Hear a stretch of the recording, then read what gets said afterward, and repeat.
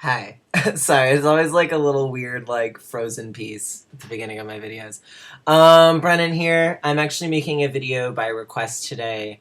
The request comes from my friend Lindsay, who wanted me to make a video about people treating the T and LGBT as an afterthought.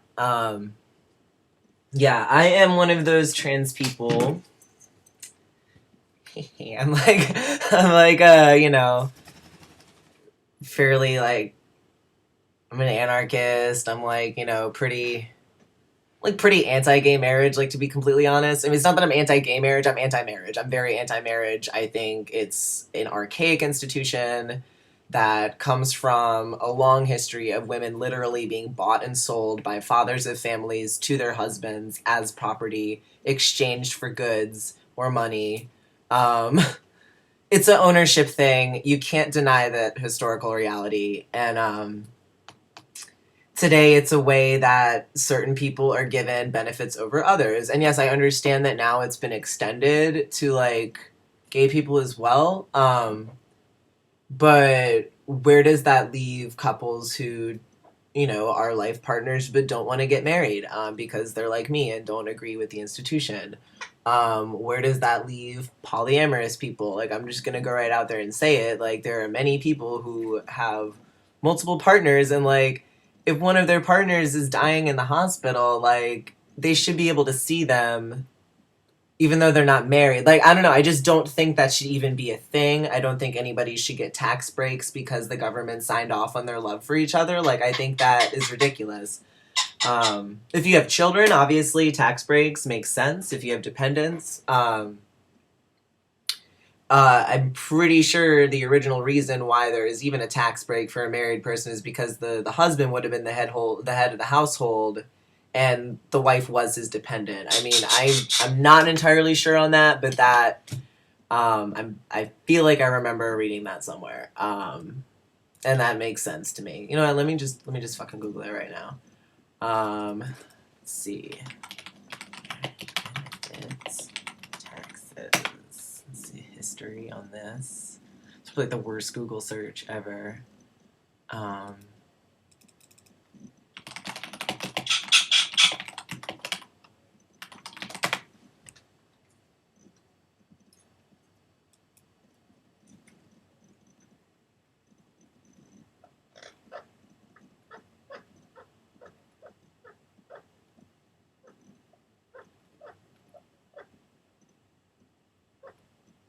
yeah, this is gonna take me too long. Yeah, apparently it was. Yeah,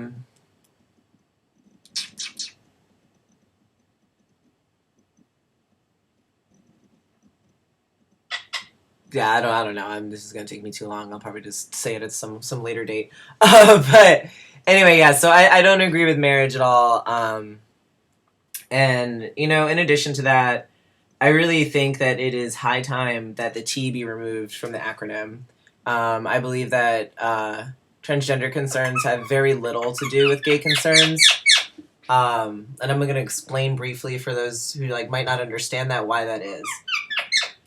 Um, First off, sexual orientation and gender identity have nothing to do with one another. This is something that a lot of people don't get. A lot of people think that they're surprised to find that I've never, as somebody who's female bodied and a trans person, people are surprised that I have sex with men, predominantly, because they tend to assume that transgenderism is this form of extra gay, where you're so gay you're a woman, or you're so gay you're a man. Um, and that comes out of the historical way that transsexualism was talked about in the medical community. Back in the day, it was referred to as inversion, which was specifically a word used for male to female transsexual people who had sex with men. So that was inversion. It's really weird. You can look up the history of that. But I mean that is the thing that cisgender gay people and transgender queer people have in common, is a history of being institutionalized, a history of being dehumanized, a history of not being accepted. Our histories as sexual minorities align. The way we've been treated historically is similar, but our needs are very different. Um, and this gay marriage ruling does absolutely nothing to advance my community. So people saying that it's a big step forward in LGBT rights, that's not what's going on at all. It's a great step forward in lesbian and gay rights. And I don't say bisexual because I feel like the bisexual community is erased as well. If you're a bisexual person who is in a relationship with someone of the opposite gender, people assume you're not really bisexual. So, this really, I really get annoyed when people use the acronym LGBT when they're really only talking about gay and lesbians, because it's like, why are you saying the T if you're not specifically addressing my community? We don't have anything to do with that. Because my gender markers are F and my partner's gender markers are M, I could have gotten straight married this whole time, should I have wanted to. I really don't think ushering gay people, cis gay people, I mean, it's really, like I said, it doesn't really do anything for my community at all. Like, ushering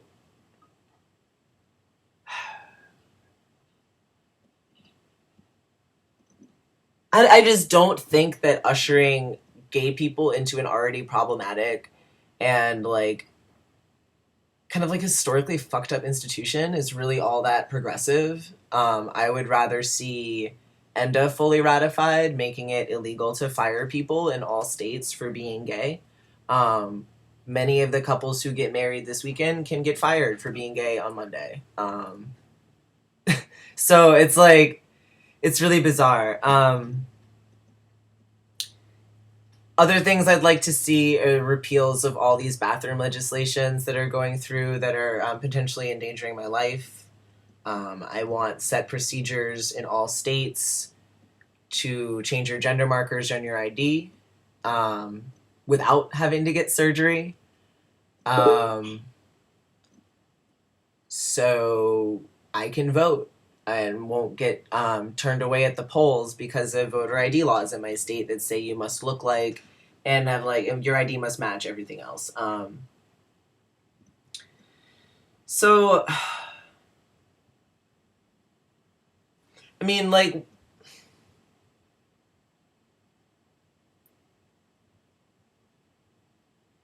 I really just like, and I had a debate with a friend about how when I say these kinds of things, it sounds too much like I'm bossing people around. Um, but I really would encourage people to think when they say LGBT, are they talking about every single letter in that acronym? Because they're not just letters, they represent entire communities and demographics that are very diverse. And that's another reason I think that the T should be popped off, because there's so many conversations to be had about the T that have nothing to do with sexuality or anything else, but more to do with endocrinology and with gender and gender dynamics and what is physical sex like. Yeah, so it's hurtful. Like it makes me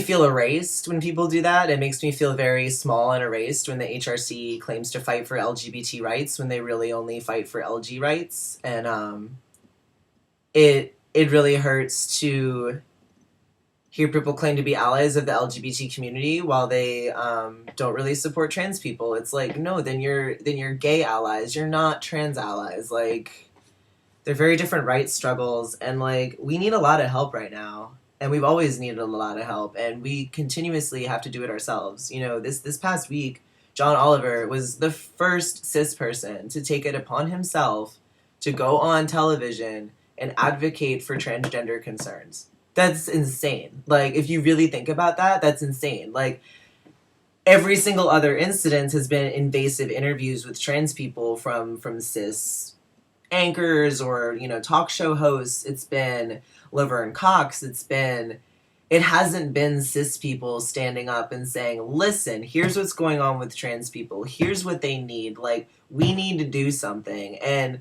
that's what we need as a community. We need to be able to, like, step back and, like, preserve our own lives and just try to stay alive, because it's really hard to do when you're trans. So you guys can go and, like, tell everybody else what we need. Like, that's what an ally is. You know, transgender people are 41% of us will attempt suicide, and I am one of those 41%. I was almost a greater statistic as one that does not make it. Many of us don't see adulthood. Many of us don't see twilight years. Many of us never actualize as ourselves. If we're not murdered, we kill ourselves. We're driven to suicide by these constant messages that we're subhuman and we're deviant, and, you know, we have the Duggars still maintaining that we're sexual predators when their own son molested their younger daughters for years, like, and they did nothing. You know, it's like, this is what I have to live with every day, and I'm surrounded by that, and it makes it really hard to read the news. It makes it really hard to do anything, really. I don't want to live in fear, but I do a lot. You know, we can get denied public housing for being trans. We can get denied healthcare coverage for being trans. I could get denied employment for being trans. You know, like, we try to go on dates and we disclose to somebody and you get killed. Like, that's... And, like, historically, gay rights activists have thrown us under the bus for 40 years. And this is something that, like, people need to talk about. When ENDA first tried to push through the House back in, like, the 70s, it had transgender concerns in there. And the HRC took them out to make it more palatable for Congress. And they have done this with other pushes of gay rights legislation, telling us, wait your turn, wait your turn. We're going to secure rights for the people that they're more comfortable with, and then we'll come back for you. And that's what transgender people have been told by our own community time and time again. And now it's like when gay marriage gets passed, and I'm standing at a bar with this, you know, cis gay guy who's like, oh my God, isn't it so wonderful that, like, gays are being ushered into the most beautiful and historical institution just from arranged marriages until now. It's been so beautiful. I'm just like, are you, like, listening to yourself right now? Like, and it's, like, so hard for me to say, yeah, I'm really proud of my country. It's a step forward. It's not a big step forward. It's a baby step. It's a baby step. And, you know, it's hard for me to sit there and have, just be so angry at, like, you know, how, you know, Pride, like, there's been a lot of transgender people and queer people of color protesting Pride events, protesting the fact that they're run by white people and cis people, protesting the fact that it's basically just a drugs and alcohol bonanza, which are things that are absolutely killing our communities. They get ostracized by white men in suits for speaking out and get chased away. You know, I have friends who have been excluded from Dyke March because they're trans women. They're they're lesbians who happen to be trans, and that's not okay. And that's what happens at Pride. You know, I have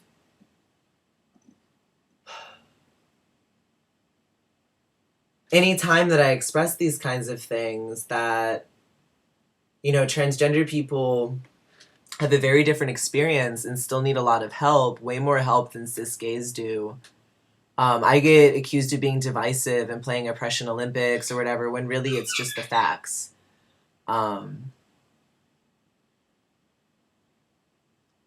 So, I don't know. This has been disjointed like fucking all of my videos. But I just wanted to kind of clear up, like, why it's damaging to use LGBT when you're not specifically addressing transgender people. It's dangerous because we've been erased in our own rights movement for 40 years. That's a fact. Despite having thrown the first bricks at Stonewall, despite the fact that, the person who discovered gender identity was not, I mean, it was, John Money did a lot, but it was also Lou Sullivan, a transsexual man. There were trans men all over the ACT UP scene during the AIDS crisis, and in trans women as well, because AIDS disproportionately affects transgender people as well. Sylvia Rivera and Marsha P. Johnson were at Stonewall, and they were the ones who initially started fighting back to the cops. And it was transsexual and transgender women who were Black and Latino who started this whole movement, and they're the ones who have been being thrown under the bus for 40 years. So if you say LGBT when you really mean gay and lesbian, and you don't mean transgender people at all, you're continuing that cycle of erasure and laying the groundwork for more violence, because we just keep getting passed over and no one wants to specifically address the T and how the T differs so much from the rest of that acronym. Again, I am a huge proponent. Call me divisive all you want. I want the T taken away from the acronym. I want it to be LGB, and then transgender, intersex, and gender non-conforming people, because they're very different things.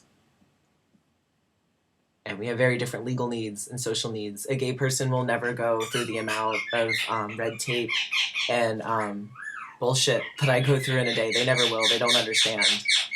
And to pretend that just because we share an acronym that we have some insight into each other's struggles is not only rude and invalidating, it's not true.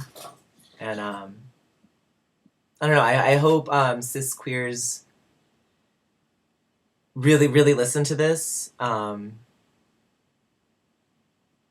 stop accusing trans people of being divisive when we try to draw attention to what we still need. So, yeah.